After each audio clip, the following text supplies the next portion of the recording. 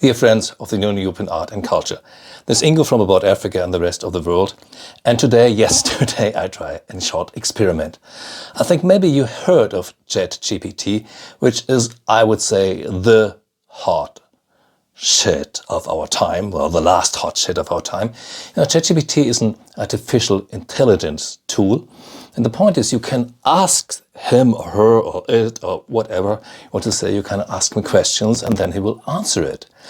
And there are people who say that this ChatGPT can even write bachelor theses, for example, or can even write books and whole articles with his intelligence, which is, he got his intelligence from the internet, of course, but it's today the #1 machine, or seems to be the #1 machine for artificial intelligence. And yes, and what I try to do today, I want to test it. I want to ask ChatGPT 3 questions, and I want to see what will his answers be. For me it's absolute new land. I've never done this before, so I try it. And I want to see, is it useful for us, for us lovers of the art of the traditional art of the African and oceanic indigenous people, or is it just nothing? And you see, this is the ChatGPT thing. And I will ask him 3 questions. I will do this in English, but I think he speaks German as well. He, her, speaks German as well. And let's see. And the first question is one thing which is very important for me, because I like the stuff. This is about the tribal art market. And the first question, you always can see what I ask him, is, hey, the tribal art market is about traditional African oceanic art, which is offered at auctions, fairs and galleries, among other places. What are the main developments in the tribal art market at the moment? Let's see, what is the answer, will be the answer of this ChatGPT, of this artificial intelligent tool. Let's see what he will answer. He writes, it's exciting, it's really exciting. And let me see, let him ask, let's write first, and then let's see what my opinion is about his answers, of course. And he's still writing. So, I think I start with a point. He says the tribal art market has experienced some changes and developments in recent years. Here are some of the main ones. Okay, number 1. Increased demand. There has been a growing interest in tribal art among collectors, resulting in increased demand and prices. This is partly due to the recognition of tribal art as an important part of art history and cultural heritage. Is it true? If you look at the last year or this year, I would say maybe it's not so true. Because some years ago there was a big growing interest, and there was increased demand and prices. I would say at the time there's a stagnation for the price and for the demand. So the first point is more or less true or untrue, however you see it. Point 2, online sales. The growth of online sales platforms and the increasing use of technology has made it easier for collectors to access and purchase tribal art from around the world. Online sales has become an important part of the tribal art market, providing greater access for collectors and increasing the reach of tribal art. I don't know what this tool has read to write this. Maybe it's from Arcade, maybe from other sources, whatever. But I would say, yes, I do agree. This is important. Number 3, increased ethical awareness. There's been growing concern about the ethical issues surrounding the tribal art trade, particularly with regards to the authenticity and provenance of works. Many collectors and dealers are now demanding more transparency and ethical standards in the tribal art market. I don't know whether the collectors and dealers are the one who really demand this, but all in all, 100% true, there is an increased ethical awareness. 4, focus on quality. At the tribal art market majors, there's a growing emphasis on quality and condition, with collectors and dealers looking for the finest examples of traditional art. Is maybe true, especially if you have a lot of money. And number 5, greater cultural awareness. The tribal art market is also benefiting from a growing awareness of different cultures and a greater appreciation of the cultural significance of tribal art. This had led to an increased demand for works that reflects the cultural traditions and history of different tribes and communities. They would say, I don't know, because with work like tribes, I do have problems with tribe. You know, you're not talking about tribes anymore, but it's true, there is a greater cultural awareness.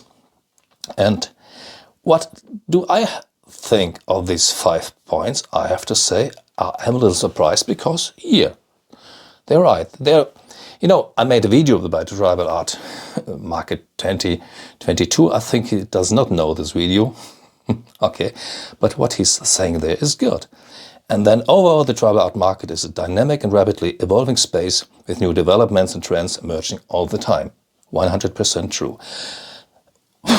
Yeah, this was a good answer. Point. All 5 points are more or less good. Very interesting and competent. Number 2 is, now let's talk about authenticity of tribal art. And my question is more or less, how can you distinguish authentic works from fakes? Is something which everybody of us is interested in. Let's see the answers of ChatGPT. It's really can be challenging, but there are several key steps that collectors can take to ensure that they are purchasing genuine items.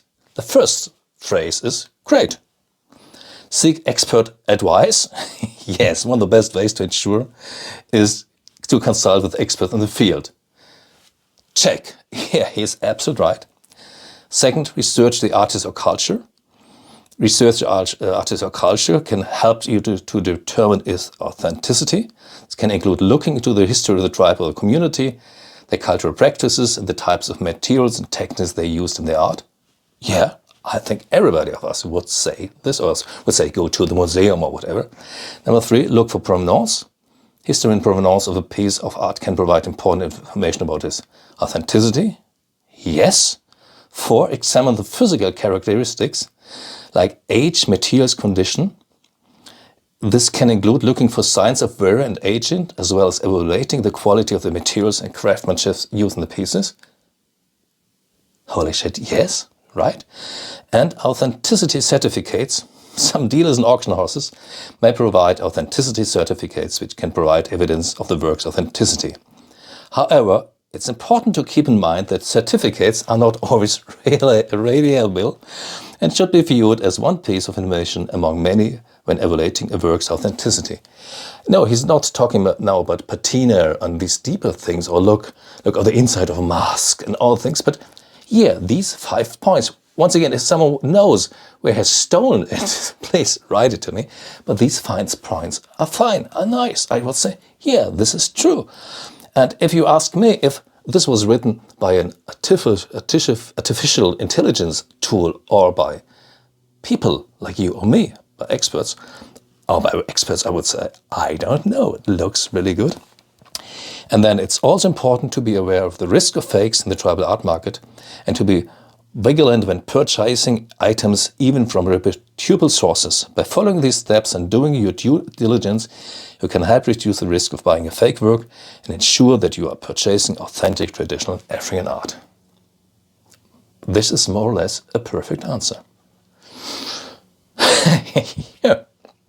I thought if I asked these things, they will just be blah, blah, blah. Good sound, which sounds good, but which is blah, blah, blah. But this is not blah, blah, blah. There is something behind.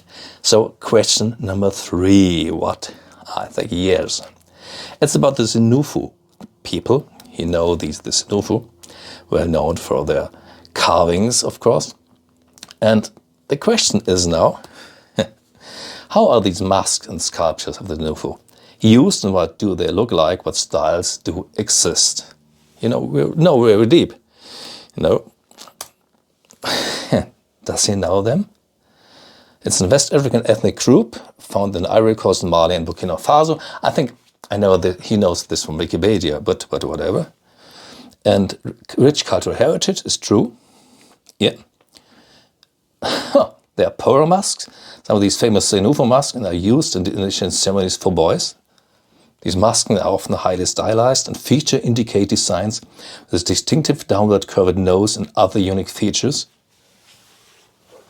Punyugo masks, used in religious ceremonies that are typically larger and more abstract than other Senufo masks, often feature elaborate patterns, abstract forms, stylized human features. Female figures, common, typically carved from wood or cast in bronze, often highly stylized with features and faces in abstract form. And Nkisi Nkondi sculptures. Nkisi Nkondi. I'm created for use in religious and magical rituals and are typically highly decorated with nails, cowrie shells and other materials. They're used to invoke supernatural powers and to protect against evil spirits. Now, I can't be wrong. I can be wrong. Of course, I can be wrong every time. But these Nkisi Nkondi sculptures, this is not Senufo. This is, of course, the art of Congo. If you say, no, the Senufo are doing the same with nails, please write me an email. But to say, I would say the pearl mask is okay, with the family is okay, but the Nkisi sculptures, it's absolutely wrong.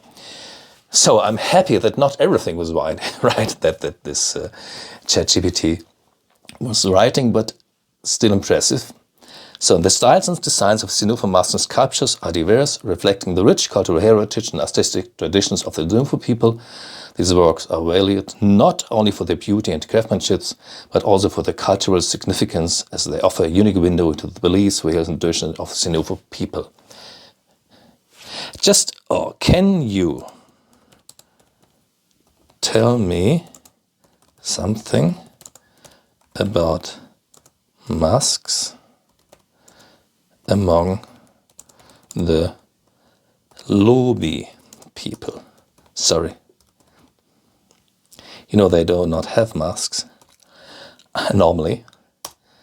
And this answer is blah, blah, blah. Burkina Faso, yes. Neighboring countries, yes. Rich cultural heritage, including traditional masks and sculpture and used in religious and social contexts, are typically wooden and highly stylized, often features abstract forms and intricate designs. They come in a variety of shapes and sizes, are used in a range of rituals, and so on. And one example are Bateba masks. Okay. Svela masks. Yeah. Once again, if I'm wrong, then I'm wrong. But as far as I know, the Lobi people, they do not do masks. So this is nonsense. I think there are some masks from Siri Kambiri, for example, but it's not that they do not use a mask for ritual use. So this is just blah, blah. And the point, this is interesting. I think this artificial intelligence, this ChatGPT, it's a great thing. He knows a lot of things, but you always have to be careful whether his answers are the real thing or whether he's doing fakes as well. Or let's say fake things like here for the Lobis.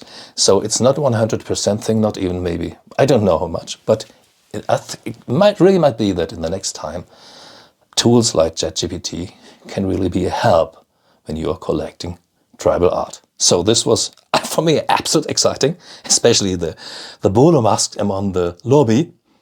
But let's see. See you next time. Bye.